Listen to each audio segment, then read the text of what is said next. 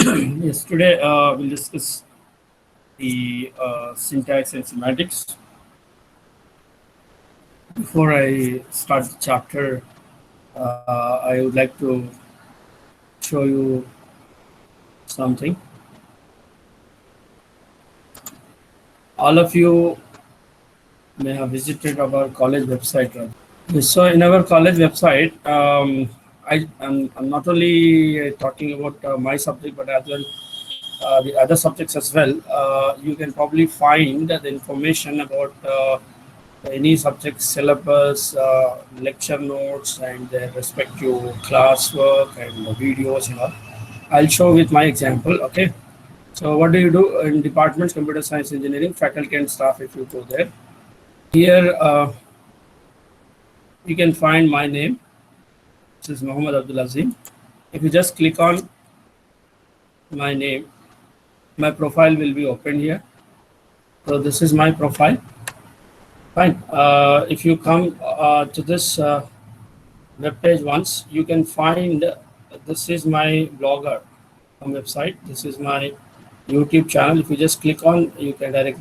I'm clicking on this YouTube channel. Okay, this is my YouTube channel. You can find all my lectures recorded, have been edited and then uploaded in my YouTube. You can visit my YouTube channel and can listen any of these lectures. Okay, last 4 lectures which we have covered, based on the concepts of programming language, programming environment and execution, language categories and implementation, and introduction to programming language. So these 4 lectures recorded, you can find here on my YouTube channel, uploaded, being edited. This is my website. If you just click on, you may have seen what I have clicked here.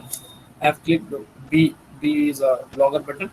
So this is my website. You can see I publish all the material on the blogger here. So you can find, for example, programming languages, right?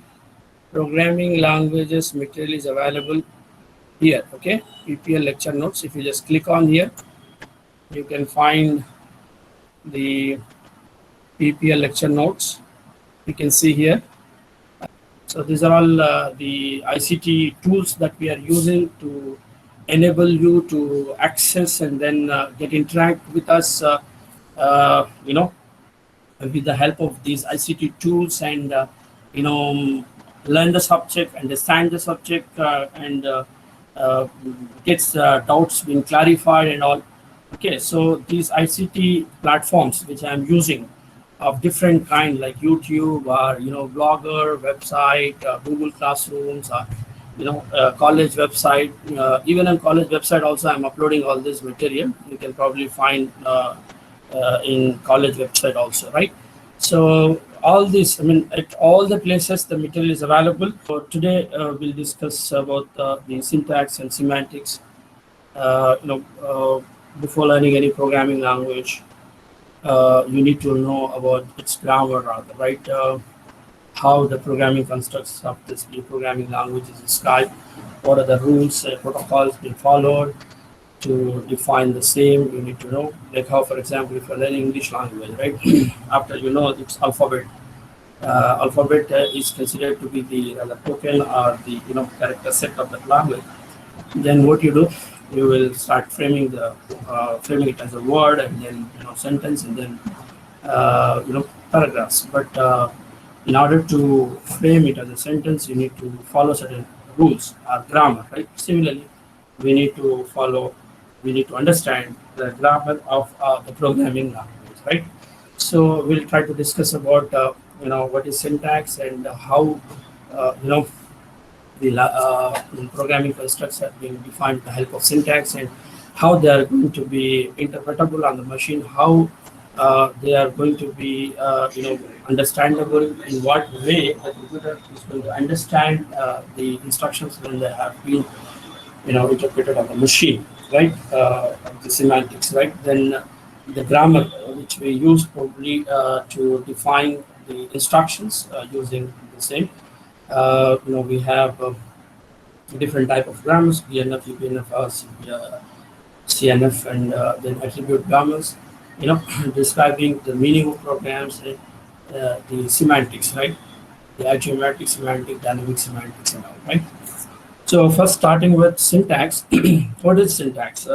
Syntax is a set of rules or a protocol, you can say the other way around, which governs whether the sentence is well formed or not, right? It's a form of a structure of the expression, a statement, and the program unit. In program, you find statements, you find expressions, you find sentences, you find instructions, programming constructs, all this. I mean, how they have to be. I mean, how they have to be represented. What kind of rule or protocol you're using to represent the same is what the syntax is, right? Then what is semantics? The meaning of the expression, the statement, and the program units, right? I mean, you have defined the programming constructs that have syntax. Now, the meaning which you were expecting should be made should be made understandable to the machine, to the computer. That is what the semantics is, right? So syntax and semantics provides a language definition. Okay. Users of a program, use of a language design definition, other language designers implementer all must have to know about the syntax and semantics while they design the programming language. A sentence. What is a sentence? It is a string of characters over some alphabets, you say, right, in general in English language, right? Similarly, a statement in the program language consists of a set of tokens or lexemes or the symbols, right? Okay. The atomic unit of the programming language is what's said to be the lexeme, right? Lexeme is a lowest level of the syntactical unit of the programming language, right? Lowest level are the atomic unit, I can say, right? The unit which cannot be further divided. Rather, for example, the symbols that you use. For example, you want to multiply two numbers, then you use asterisk kind of thing, rather, right? So if you are, you start. How do you start with a program? You start with an open brace or begin kind of thing, right? Or sum of two numbers for which, of course, you have some. I'll take the pen here. A big pen. I forgot to take it. Yes. Fine. So a language is a set of sentences. A sentence is a string of characters over some set of alphabets, right? So here, the undividable part, or the lowest level, of syntactical unit, or the atomic unit, is the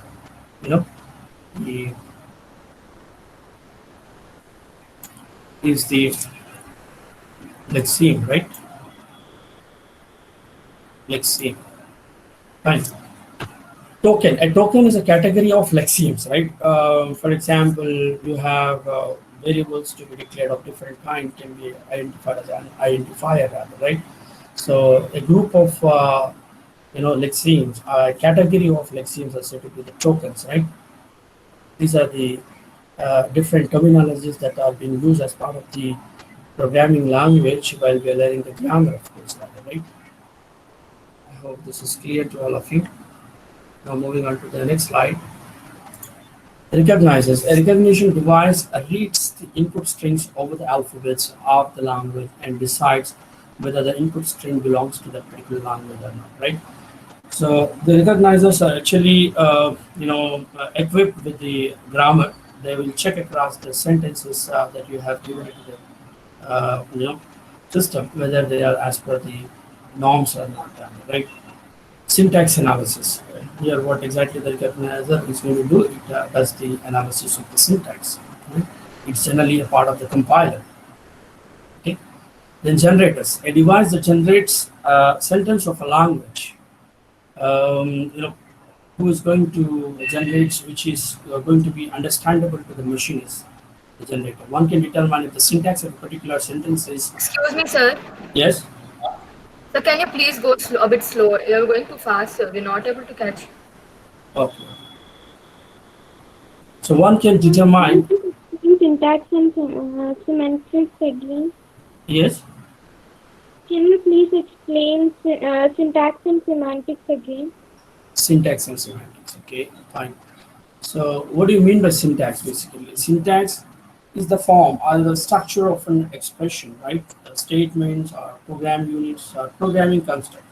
Programming constructs includes, the data types, the variable declaration, operators, how they are going to be used, and like control statements. You have, array structure. These are all comes under the programming constructs, right? So how they are going to be defined, how you are going to represent, right? You are going to use some kind of rules, right? You are using some sort of rules and protocols to, you know, define the same or to represent the same to the machine, right? The other way around, I can say syntax is a set of rules or a set of protocols which governs in the sense which inspects, right? Which checks, which governs whether the sentence, because a program consists of set of sentences rather, right?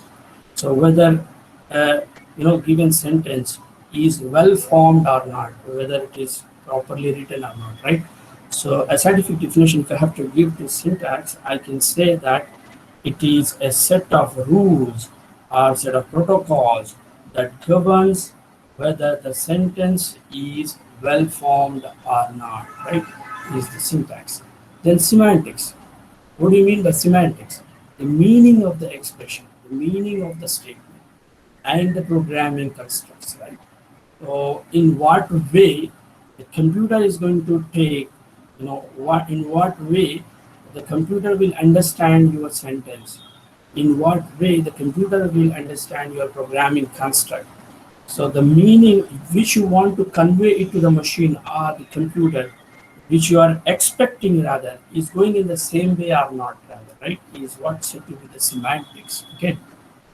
So the way you expect the things to carry out when you give a sentence to the computer, fine, you are conveying it with the help of the semantics. The other way around, you are, giving the meaning of the particular sentence or the statements of the programming construct to the machine or the computer, right? Fine. So syntax and semantics will provide language definition the other way around, right? The language designers, implementers, and the programmers, they will make use of these language definitions. So, if you look at the terminology which is being used now as part of the syntax, is the sentence. A sentence is a string of characters over some set of alphabets. I say a language. A language is a set of sentences. A lexeme is the lowest level, the atomic unit, undividable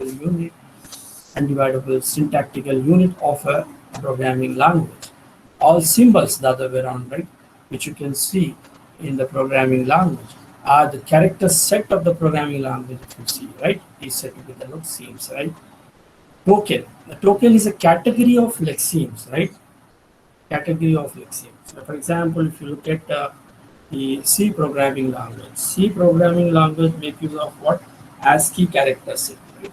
American Standard Code for Information Interchange is the 8-bit code which is being used by C language, and of course many of the programming language of nowadays, right, will make use of this ASCII coding system. But of course, before ASCII, you had Morse code, BCD code, EBCD, IC code, XS3 code. These are all different other coding systems apart from the ASCII coding system. But nowadays, if you see in computer, this is what is being used, right? ASCII coding system is being used in all the programming languages and all the operating systems, if you see, are on internet and all kind of thing. This is what is being used, which is being developed by ANSI people, right? ANSI, American National Standard Institute, right? So this ASCII code is a 8-bit code basically, out of which 7 bits are being used to represent the character, and 1 bit is being used for error detection and correction, right? So error correction is being done here in ASCII with the help of parity checking, right? Odd parity or even parity. These are the two different mechanisms which are being used, to detect and correct errors. Because when the data is being transmitted at the end, how the data is being transmitted? In the form of binary, right? Your computer, your communication system, your internet, your languages, your tools, your frameworks, everything will understand at the end, at the beginning, in terms of binary digits, right? That is ones and zeros, right? So if this communication is happening, rather, right, across the channel, for example, in internet, you find a lot of channels, a lot of networks, right? But even if you take your own computer, in your own computer, you have different resources. You have CPU, you have input device, you have output device, you have keyboard, your printer, and all kind of thing, right? So how they are going to communicate all these devices with each other? Of course, by sending the information, by sending control signals, right? So how these control signals are being transmitted across the communication channel using the binary language. It means ones and zeros. If any one of the bit out of that particular sequence, if distorted, right, the meaning of that particular thing will be get changed. So to recover and then make the same thing to be understandable to the other end, we need to have certain error detection and correction mechanisms. So after parity checking mechanism is being used in ASCII in order to ensure the data which is being transmitted across the channel from one particular end to another end is error free, right? So here ASCII is providing us around 128 characters. How many characters? 128, because there are how many bits you have? 7 bits. So 2 power 7 is going to be how much? 128, right? So 128 characters you have. Out of this 128 characters, you find digits. You find digits. Digits are 0 to 9, right? Then you have alphabets, right? Alphabets includes lower and uppercase. Total together are 52, right? Then what? You have special symbols that you can see on your keyboard, like into, divide, comma. Yes or no? You find at the rate, hash, percentage, ampersand, open parentheses, close parentheses, open braces, open, close braces, and brackets, right? Square brackets, tilde operator, you find exclamation, you find greater than, less than, equal. All these together are coming under, the what we call special symbols. But then among this, you have certain characters are communication characters. Some some are being used you know for printing and all kind of thing. Some are being used for certain commands and all. So together are around 128 characters, right? So all these symbols, they cannot be further divided, rather, right? If you have into cannot be represented as a combination of more than one. Of course, it is atomic unit. So token. You may have learned, of course, about tokens, because when you have learned C programming language, your teacher may have actually taught you what are the tokens of C language, right? Like the group of the category of lexemes. I mean, all these characters. Like for example, I have into, divide, what do you call, right? Mod and all kind of thing. These all I can put under one category, and I say there are some operators, right? They So this is one category of lexemes, I can say, which I can say are tokens. Similarly, I have integer, character, float, long, double, right? These are all data types. I can put all that under one category and say they are as identifiers. This is what the tokens are, right? Tokens are the category of the lexemes, I can say, right? And lexeme is the what do you call lowest level of syntactical unit of your programming language. Fine. We move on to the next slide. So here, recognizers Recognizer is a part of your compiler. Basically, it does the syntax analysis. It checks your, it's a kind of device that whereon it reads the strings, and then checks whether the data which you have given, right, uh, whether it is as per the format or not, right? Generators. It is a device that generates the sentence of a language. One can determine if the syntax of a particular sentence is syntactically correct by comparing it to the structure of the generator. So generator is already having some specifications rather, right? Will have certain specifications uh, which is being given by the language designer. So when you give a sentence, when you give a particular sentence here, that sentence is going to be checked whether it is there in the given given information. So if it get matched with the information that is being given by the language designer, then it will approve it, right, and generate it in the form of the required one, which can be interpretable on the machine, right? So devices and generators, they are part of the system programs, will be designed by the language designer, right, in order to make the computer to understand about the instructions that you have given as part of the program and to produce you the result expected by you. Now coming to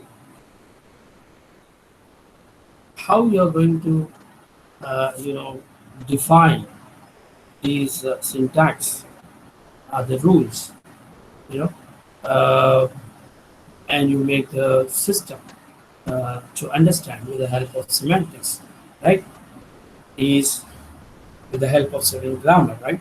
So we will now see what grounds we have and you know uh, how our syntax. I mean, we can use the how we can use the syntax to define our programming constructs and how we can analyze the same and generate an hierarchical structure of a tree kind, which is said to be the parse tree, right? This is all we have discussed during the compilation implementation, right? This all comes as part of the compiler programming, right? Anyway, so we'll see now about this grammars. As I said, BNF is Baker's Now Form Grammar, which was invented by John Bakers to describe the algorithmic language 58, uh, named after 58 because it is invented in 58.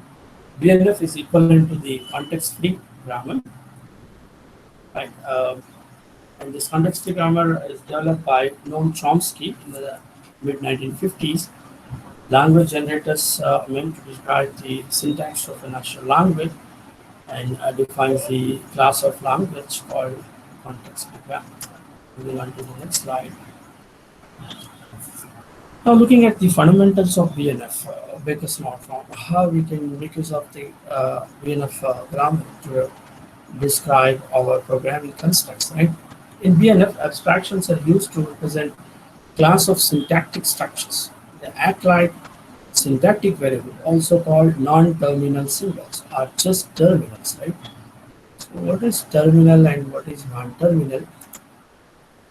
When a particular unit, right, is can be further defined with the help of terminals or non-terminals, right?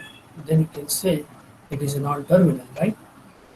For example, you can see identifier list. You can see the identifier list here, right? It is defined. It is defined as either an identifier or identifier comma identifier list. So this identifier list is mentioned in angle brackets, right? Angle brackets. Fine. And you can see this if statement. If statement is defined as if followed by logical expression, then a statement, right? So terminals are, you can say, are lexemes or tokens. Terminals are the one which cannot be further divided, right? Which cannot be further divided. And non-terminals are the one which can be further divided, right? So we have a left-hand side generally the non-terminals, right? And on the right-hand side you find both terminals and non-terminals, right? You can see identifier list is a non-terminal which has to be defined. So you can read this arrow mark which I have. You can see this can be read as uh, is defined as, you can read, identifier list is defined as identifier. This is a vertical bar, or you call it as pipe also on your keyboard, right? Which I say or. This is being used for or symbol. Identifier or identifier comma identifier list. See, this identifier list can be further defined, right? Similarly here, if statement, right? If statement is defined, you can see here, if statement is defined as if followed by the logical expression, then followed by statement. Grammar is a finite, non-empty set of rules, right? Grammar is a finite, non-empty set of rules. We generally start with a start symbol to define the grammar, right? So a start symbol is a special element of the non-terminal of a grammar, right? Okay. The start symbol is a special element of the non-terminal of the grammar. I hope this slide is clear. Moving on to the next slide. Excuse me, sir. Yeah. Sir, can you please explain the previous slide once again? Yeah, here actually these are the standards which we follow to define the grammar of a programming language, right?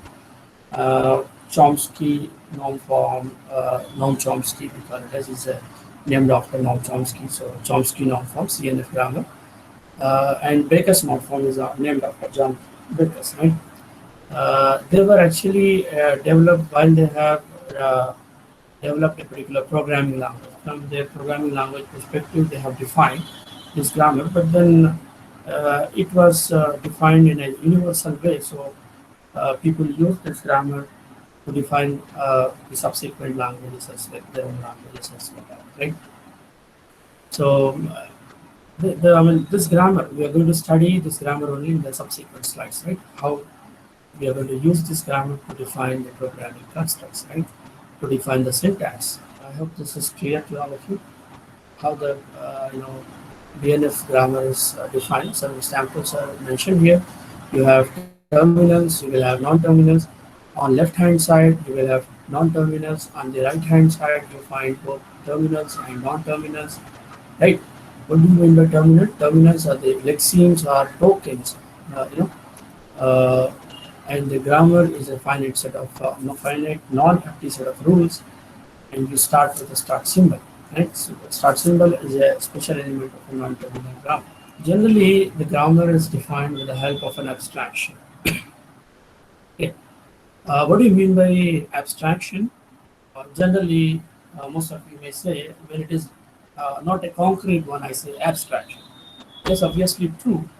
Uh, when do you say it is concrete? When do you say it is concrete? Concrete in the sense which is which can be directly implementable, right? Which is more clarified, which is having a clear kind of steps. and which can straight away go for execution instead of the concrete kind of thing, right? But while defining the grammar, you define it in the form of an abstraction only, right? You don't define it as in the form of a concrete one, rather, right? So, concrete abstraction in the sense you will be defining it by keeping in view of all possible conditions for that particular statement. It is the other way around, I can say, in a more generic way, right? So, the grammar is going to be defined in a more generic way or in the form of an abstraction, right? So, generally, the non-terminal symbol, until it is not further defined with the help of terminals, or non-terminals further on the right, then you can say it's an abstraction, right? So, abstraction or a non-terminal symbol can have more than one RHS, right-hand side. For example, a statement of a programming language, right? If I take a statement of a programming language, how do I define a statement of a programming language? Every line in a program, they call it as a statement, rather, right? So statement can be defined. Statement I can say as a non-terminal, right? So statement is defined as a single statement because statement can be multiple statements as well, right? You can have more than one statement as well, right, in a line. Generally, in some programming languages, when you study, you say that instruction is what a sentence in your program, right? And the sentence is a set of statements you say, right? Rather. So it means here the sentence could be a single statement or it could be a set of statements. The other way around, I can say that instruction is a statement, right? So and the statement could be a single or multiple, right? So the statement is defined as a single statement or it can be a collection of statements. If it is collection of statement, then you can define it in the form of a block, right? You define in the form of a block. Begin, statement, list, and then end. This is how generally you define the non-terminal symbols or the abstractions, right? A non-terminal symbol or an abstraction can be defined as a single or multi. It can be defined with single or multiple definitions, right? Okay, I'll stop here. It is I think probably 11:10.